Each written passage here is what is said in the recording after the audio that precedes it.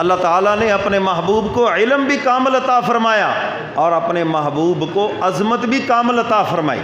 حضور کی عزت کے لیے، حضور کے ناموس کے لیے کتنے صحابہ کرام شہید ہو گئے۔ تو میرے محترم سامعین، حضور کی عزت پہ حرف نہیں آنا چاہیے، یہی ایمان کا تقاضا ہے۔ وہاں پر پھر جان نہیں بچانی چاہیے، جان جاتی ہے جائے، حضور کی عظمت بچنی چاہیے۔ اور اللہ تعالیٰ نے حضور علیہ الصلاۃ والسلام کو عقل بھی کامل عطا فرمائی۔ میں نے کہا تھا 4 یہ بنیادی اوصاف جو اللہ نے محبوب کو عطا فرمائے، جس کے ساتھ باقی اوصاف جڑے ہوئے ہیں۔ کافر یہی تو کہتے تھے توبہ نعوذ باللہ، آپ دین سے پھرے ہوئے ہیں، آپ کے اوپر جناب جنات کا غلبہ ہو گیا، کوئی بکواس کرتا تھا، کوئی کچھ کہتا تھا، تو اللہ رب العزت نے یہ بتا دیا کہ میں نے تو محبوب کو کامل عقل عطا فرمائی ہے، اور انبیاء علیہ الصلاۃ والسلام کی سب سے زیادہ کامل عقل ہے۔ حضرت ابراہیم علیہ الصلاۃ والسلام نے بت خانے میں جب تشریف لے گئے، بتوں کے ٹکڑے ٹکڑے کر دیے، اور کلہاڑا جو تھا وہ بڑے بت کے کندھے کے اوپر رکھ دیا۔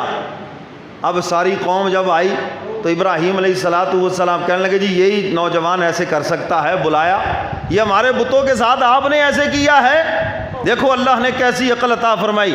فرمایا مجھ سے کیوں پوچھتے ہو، یہ جو بڑا کندھے پہ کلہاڑا رکھ کے بیٹھا ہے اس سے پوچھو کس نے کیا ہے۔ شاید اس کو غصہ آ گیا ہو، یہ نیچے والے نذرانے سارے ہی کھا جاتے ہوں، سارے ہدیے ہڑپ، ساری وہ بدانہ اور ہر چیز یہ کھا جاتے ہو، تو اس لیے اس کو غصہ آ گیا ہو اور اس نے ساروں کے ٹکڑے ٹکڑے کر کے رکھ دیے ہو سکتا ہے نا جی ایسے ہیں، بڑی سرکار تک مال پہنچے ہی نہ اور نیچے سے ملنگی سب چٹم کر جائیں تو ظاہر ہے اس کو غصہ تو آئے گا نا، پھر کیوں جی آئے گا یہ نہیں۔ تو اللہ نے نبیوں کو کامل عقل عطا فرمائی۔ ہمارے ہاں آج بڑا عجیب ذہن ہے، جو پاگل ہوتا ہے نا، پاگل کہتے ہیں یہ اللہ لوگ ہیں، کیا کہتے ہیں جی، یہ بڑا اللہ دا ولی ہے، اے بڑا جناب نیک، یہ کو دعا کراؤ جی، یہ کہو جی یہ بڑا اللہ دا ولی ہے۔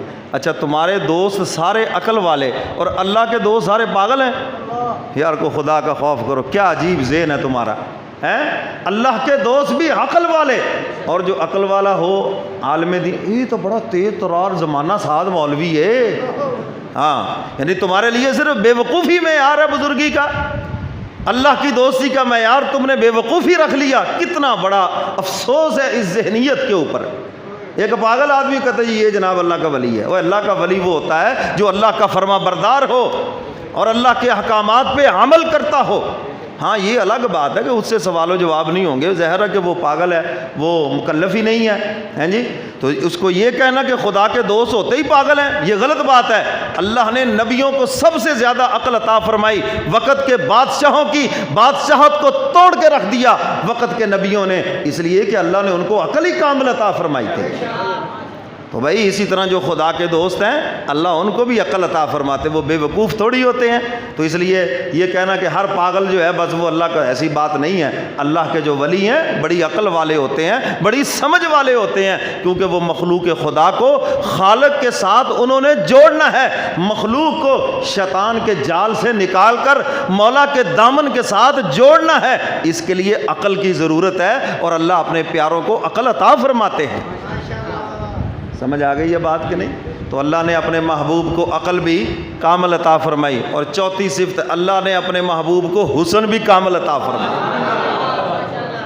کوئی بندہ آپ کے پاس آتا ہے اجنبی تو سب سے پہلے آپ اس کو دیکھتے ہیں اوپر سے چہرے مورے کی طرف ہیں جی، اگر اس کی پرسنالٹی ٹائٹ ہے، خوبصورت ہے، تو آپ سمجھتے ہیں یار کسی امیر گھرانے کا ہے، کوئی پڑھا لکھا ہے، ذرا معزز آدمی ہے۔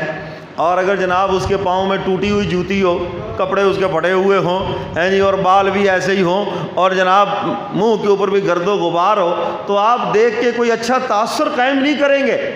ایسے ہے یا نہیں ہے؟ کو ملنگ سا ہوگا یا کوئی فضول آدمی ہوگا۔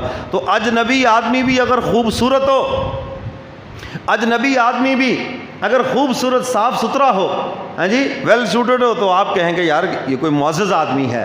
تو اللہ نے جس کو اپنا نمائندہ بنایا ہے اس کو بھی تو سب سے خوبصورت بنایا ہے۔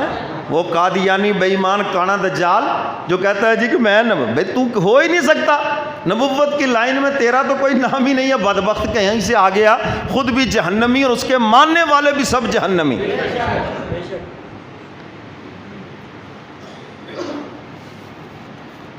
ایک لائٹ والی تو گاڑی اگر موٹر وے پہ چل رہی ہو تو اس کا چلان ہو جاتا ہے کہ نہیں؟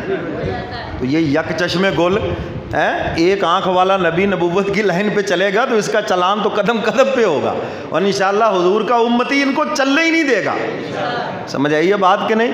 تو میرے محترم سامعین، اللہ نے اپنے محبوب کو کامل حسن عطا فرمایا، اور حضور علیہ الصلاۃ والسلام کے جو اوصاف ہیں نا، سب سے زیادہ سیدنا علی مرتضیٰ رضی اللہ تعالی عنہ نے جمع فرمائے۔ میرا محبوب چلتا کیسے ہے، میرا محبوب بیٹھتا کیسے ہے، میرا محبوب مسکراتا کیسے ہے، میرا محبوب سوتا کیسے ہے، میرا محبوب دیکھتا کیسے ہے، یہ ساری باتیں لکھنے کے بعد آخر میں لکھتے ہیں لم ارا قبلہ و بعدہ، نہ آج سے پہلے میں نے کوئی اتنا حسین و جمیل دیکھا، نہ آج کے بعد دیکھ سکتا ہوں، اور نہ قیامت تک اتنا حسین و جمیل کوئی آ سکتا ہے۔ وہ سر سے لے کر پاؤں تک تنویر ہی تنویر ہے، وہ سر سے لے کر پاؤں تک تنویر ہی تنویر ہے، وہ جیسے منہ سے بولتا قرآن وہ تقریر ہے، وہ سوچتی ہے دنیا مصطفیٰ کو دیکھ کر، وہ کیسا ہوگا وہ مصور جس کی یہ تصویر ہے۔ اللہ نے اپنے محبوب کو کامل حسن عطا فرمایا، اور کتنے صحابہ کرام جن کے ایمان لانے کا واقعہ یہ ہے کہ صرف حضور کا دیدار کیا، کلمہ پڑھ کے غلاموں میں شامل ہو گئے، صرف حضور کو دیکھا، اللہ اکبر، بس حضور کا رخ انور دیکھا تو حضور علیہ الصلاۃ والسلام کے غلام ہو گئے، کہنے لگے کہ یہ کسی جھوٹے کا چہرہ نہیں، سچے کا چہرہ ہے۔ سیدنا علی مرتضیٰ فرماتے ہیں کملی والے پیغمبر کے دندان مبارک کی چمک سامنے دیوار کے اوپر پڑتی ہوئی نظر آتی تھی، اور حضور کی جو ناک مبارک تھی نا بالکل اپنی روٹین پر تھی، لیکن فرمایا اس کے ساتھ ایک نور کی ایسی شعاع تھی کہ دیکھنے والا دور سے محسوس کرتا تھا جیسے آپ کی ناک مبارک زیادہ لمبی ہے، لیکن جب قریب آ کے دیکھتا تو اس کو پتہ چلتا کہ یہ تو ایک نور کا حالہ بنا ہوا ہے۔ حضور علیہ الصلاۃ والسلام اس قدر خوبصورت تھے، جب حضور مسکراتے تھے تو دندان مبارک کی چمک جیسے شیشے کی چمک پڑتی ہے دیوار پہ سامنے پڑتی ہوئی نظر آتی تھی۔ اور حضرت ابو ہریرہ ایسے تو نہیں فرماتے کہ حضور کو جب کوئی دور سے دیکھتا تھا ایسے لگتا تھا جیسے چاند مصطفیٰ کے چہرے کے اندر گردش کر رہا ہے۔ جی اللہ تعالیٰ نے اپنے محبوب کو اتنا حسین و جمیل بنایا۔ فرمایا لقد خلقنا الانسان فی احسن تقویم، حق تعالیٰ فرماتے ہیں تمام مخلوقات میں نے انسان کو سب سے خوبصورت بنایا ہے، اور پھر انسانوں میں سب سے خوبصورت انبیاء علیہ الصلاۃ والسلام کو بنایا، اور پھر انبیاء علیہ الصلاۃ والسلام میں سے سب سے زیادہ خوبصورت میں نے اپنے محبوب کو بنایا ہے۔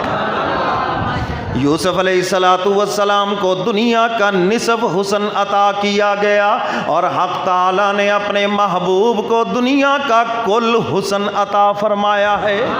او سرکار دو عالم کے رخ پر انوار کا عالم کیا ہوگا، سب کہہ دو سبحان اللہ۔ آج چونکہ طبیعت کچھ ناساز ہے تو اس لیے چلو پٹرول ساتھ ساتھ چلتا رہے تو شاید بات بن جائے، کہہ دو سبحان اللہ۔ سرکار دو عالم کے رخ پر انوار کا عالم کیا ہوگا، او جب زلف کا ذکر ہے قرآن میں رخسار کا عالم کیا ہوگا۔ حق تعالیٰ نے قسمیں اٹھائیں، فرمایا والضحیٰ واللیل اذا سجا، اللہ فرماتے ہیں میرے محبوب آپ کے چمکتے ہوئے چہرے کی مجھے قسم ہے، میرے محبوب آپ کی زلف سیاہ کی مجھے قسم ہے۔ تو جن کی قسمیں اللہ اٹھائے ہیں ان کے حسن میں کوئی نقص رہ سکتا ہے؟ آپ دیکھتے ہیں نا کچھ لوگ ہوتے ہیں ان کے وہ دیکھنے میں بڑے خوبصورت ہیں لیکن